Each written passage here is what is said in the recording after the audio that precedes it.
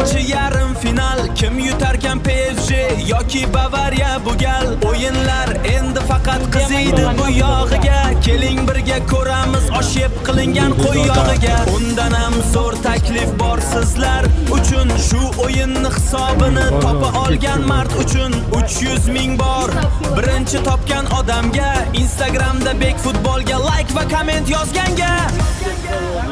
Saqich chaynab tursang olib qo'yaman.